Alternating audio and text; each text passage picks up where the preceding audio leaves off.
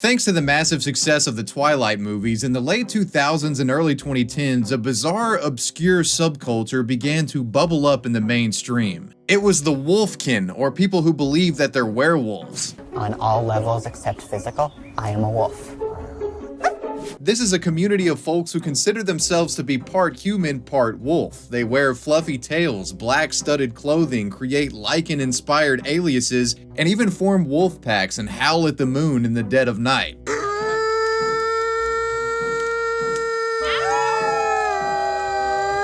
While perhaps a frightening sight for some, these teen wolves are generally harmless.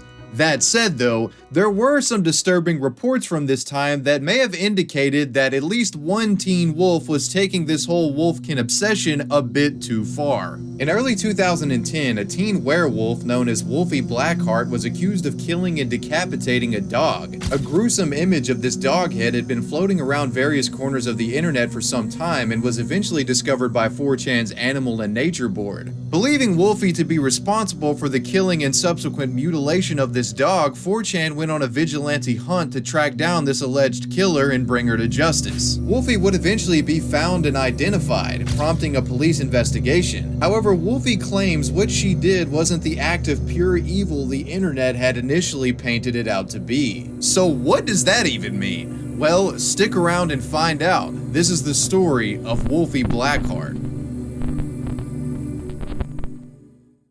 Are you getting bad sleep? Sleep that's so bad that it's driving you crazy enough to go full werewolf mode?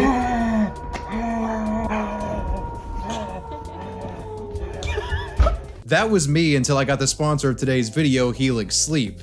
Don't mind the claws, they're a work in progress. Helix Sleep makes premium mattresses and bedding customized for your specific sleep needs and conveniently ships it to your front door. In order to pair you with the perfect mattress, Helix has you take a sleep quiz before ordering, which takes into account your preferred sleeping position and body type. It even considers your partners as well. After the quiz, you'll be paired with one of Helix's premium mattresses, one that best fits your preferences. Personally, I'm a side sleeper that likes a medium feel mattress, so Helix paired me with their Midnight line of mattresses. I upgraded to the Midnight Luxe, and within days the mattress arrived at my house in a box. Shipping is free in the United States. It comes vacuum sealed and setup is a breeze. Open your box, peel off the plastic, and then this mass will expand out into a luxuriously comfortable mattress. I've been sleeping on my Helix mattress for going on 2 months at this point now, and I have nothing but good things to say about it. Last time I talked to you guys about that persistent back pain I was having, it cleared it up after a couple of weeks, but I have had no issues with this thing. Seriously, if you're not getting good sleep or waking up with pains, I highly recommend a Helix mattress. You should really give this a try. Every Helix mattress comes with a 10-year warranty and a 100-day sleep trial, so if you don't like your mattress for any reasons in that first 100 days, you can return it and get a full refund.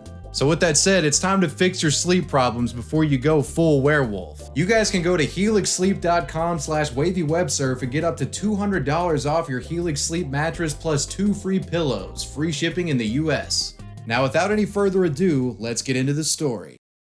Our story begins in early 2010 in San Antonio, Texas. Around this time, a group of teenagers interested in the wolfkin subculture had banded together to form the Crimson Blood Wolf Pack. This wolf pack served as a friend group with a twist. It was really more than that actually. Wolf pack members considered themselves family. And as with any pack of wolves, there has to be an alpha dog, and the Crimson Blood Wolf Pack's alpha was none other than Wolfie Blackheart. Hey guys, it's Wolfie Blackheart.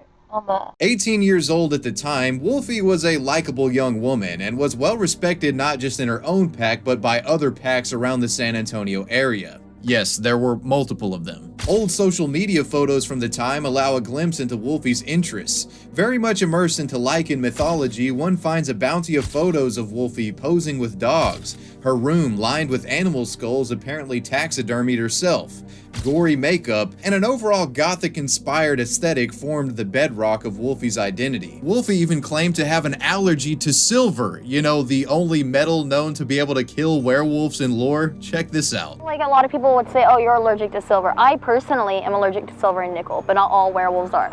Like, it's an individualistic thing. Like, someone can be allergic to flowers, you know. You don't change into a furry, bloodthirsty beast on the full moon. I try to set a good example.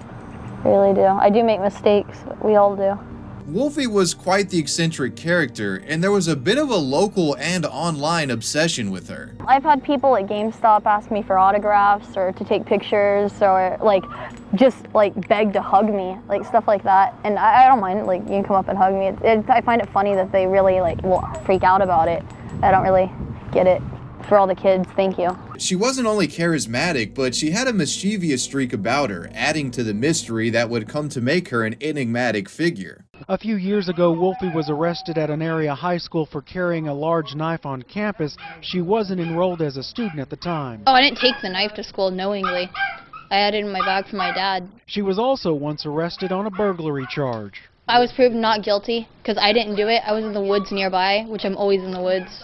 And they caught me and my friend in the woods. We didn't do the break-in. While indeed a strange and alluring figure, it didn't seem like there was anything necessarily wrong on the surface with what she was doing and the lifestyle that she was promoting. But in late January, a shocking development would surface that suggested Wolfie may not have been the innocuous pseudo-influencer everyone thought she was.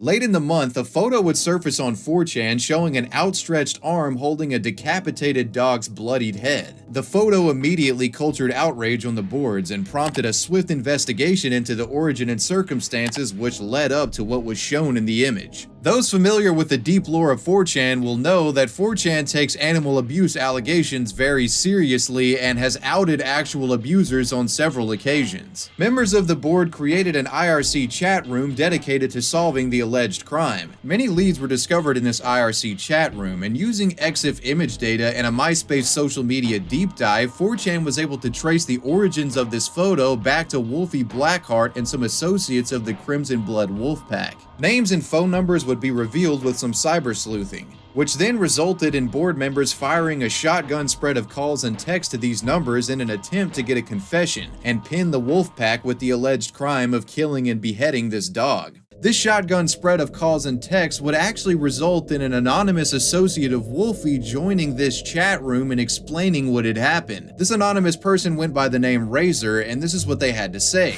Everyone shut up for a sec. Raz. Okay, IR Raz. No one killed the fucking dog. A truck running through my neighborhood ran him over. I tried to save him, but he died on the way to the vet. I'm the dog's caretaker. He was a stray, I took him in, I hate my friends for defiling the body, they beheaded it, dog died in a car accident, they just messed with the body.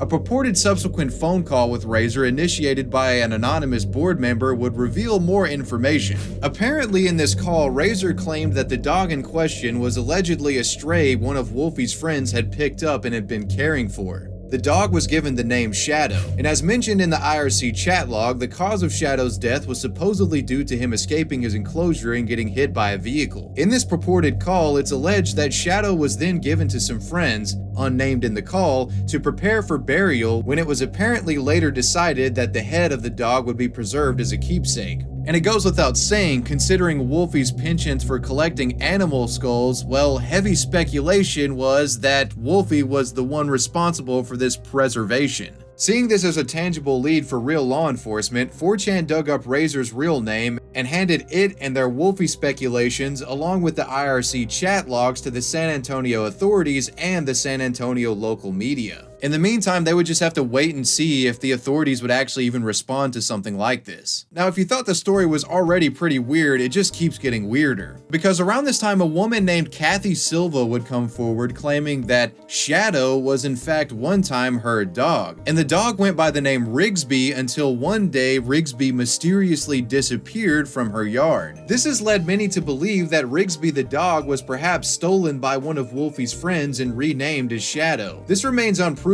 as it's very well possible that if Shadow really was in fact Kathy Silva's pet, he could have simply escaped her residence and was mistaken as a stray, then taken in by Wolfie's friends. Taking in a dog that you believe to be a stray, that's one thing, but obviously, stealing an animal, there's some implications there. But there's really no way to prove this one way or the other. Anyways, let's check in on how those authorities are doing. Well, after doing some snooping around, authorities learned by word of mouth and various online chatter that Wolfie was known for being in possession of a collection of animal skulls and that she may have actually been given the body of Shadow. So naturally, a search warrant was issued for Wolfie Blackheart's residence. Police would arrive and initiate a search, and inside the home was none other than Shadow/Rigsby's decapitated head, now reduced only to a skull after Wolfie had reportedly boiled it down. The raid was covered by local media. Tonight, truth stranger than fiction. The investigation into a beheaded dog leads police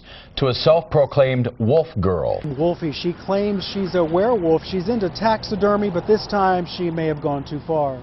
A group of people, mostly online, have accused her of beheading a dog. I didn't kill any animal. I wouldn't. Like I said, I'd be more likely to hurt a human than a dog any day. And even then, very, not really possible. I'm pretty friendly. Now 18-year-old Wolfie is under investigation. I didn't get him as Rigsby. My friend brought him as her dog who got hit by a car named Shadow. And was he alive at the time? Dead. Dead. He was kind of stiff. Wolfie claims she's done nothing illegal. She says there's a group of people harassing her. They've even hacked into her personal accounts online. Animal cruelty investigators have been to Wolfie's home before. Right now there's an open investigation surrounding complaints. Now you have to ask yourself, is Wolfie going to be getting in trouble for this? Well, if it could be proven that the dog was killed only to get its skull, absolutely. But if the head was obtained after it was already dead, that's something else entirely, as it's essentially just amateur taxidermy. Wolfie has gone on record several times telling her side of the story, claiming that she did indeed decapitate the dog's head, but only after it was dead, as to taxidermy Shadow's skull for the current owner, who is a fellow wolfkin, as a spiritual keepsake. I had got accused of killing and beheading a dog. I did behead him, I didn't kill him. He was my friend, his name was Shadow, and he got hit by a car and they brought his corpse to me and they asked me to get his skull, so I did, but the owner's girlfriend took a picture of him and they put it online, and that's what caused all the fuss. And with this explanation in mind, at the time of the raid, there weren't any charges being pressed, but the investigation was still ongoing. By this time, the story had gone nationwide, and it proved to be quite the controversy. Much online debate swirled around this topic, and many believe that even if Wolfie's story was true, what she did was reprehensible. But with that said, there were also staunch supporters of Wolfie that would take to YouTube claiming she did nothing wrong. This is a video demonstrating my support to Wolfie Blackheart. I think she's innocent, and I think the media is overreacting. I support Wolfie Blackheart forever. She's always been a good influence to me. She is not an animal killer. She is very innocent. I just like to say that I respect, you're a hell of a lot braver than I would be in this situation. And, you know, you just gotta fight through all the hate because they're gonna hate on you no matter what. Well, despite all the public outcry, there was no evidence collected in the police search that indicated that Wolfie, or anyone for that matter, had intentionally killed a dog. It appeared that after performing the search, the police believed the story about Shadow being killed by a passing car. And additionally, there was nothing that suggested to investigators that the decapitation of the dog was an act done out of malice or to fulfill some sick fantasy. While indeed disturbing and outside of the realm of anything you or I would do, the taxidermy of the dog's skull was done by Wolfie only to memorialize Shadow for her friend, a bizarre wolfkin ritual, if you will.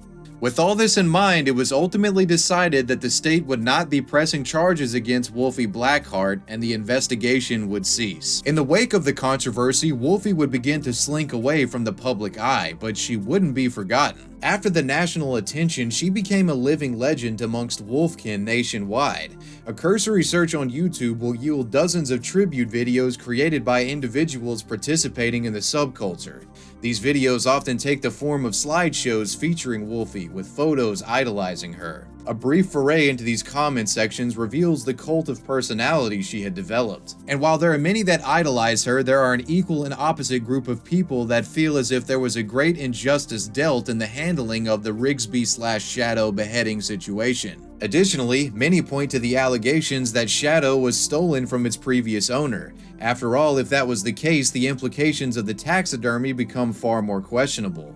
After all, imagine, say, if Rigsby really was stolen, you were looking for your lost dog Rigsby, and then later you stumble across this decapitated head on the internet only to find out some otherkin wolf people had taken him in and decapitated his head. That would just be a real tragedy. Whatever the case, one positive takeaway from this story is the internet's, more specifically 4chan's, continued commitment to protecting our animal friends, leaving no stone unturned when it comes to investigating cases like this. While this case appears to be somewhat of a dead end, can you really blame 4chan for going all in here, considering the shocking nature of the photo that ended up on their board? Hopefully their animal defense tendencies will continue. But that, my friends, was the bizarre story of Wolfie Blackheart. Let me know what you thought about this video down below in the comments section. I would imagine some of you guys have a lot to say about it. It's a pretty, controversial one. Slap like on the video, let me know who or what you want me to talk about next, and I'll see you guys in the next video. I want to give a major shout out to my patrons. I appreciate you guys. Wavy Web Surf out. Peace.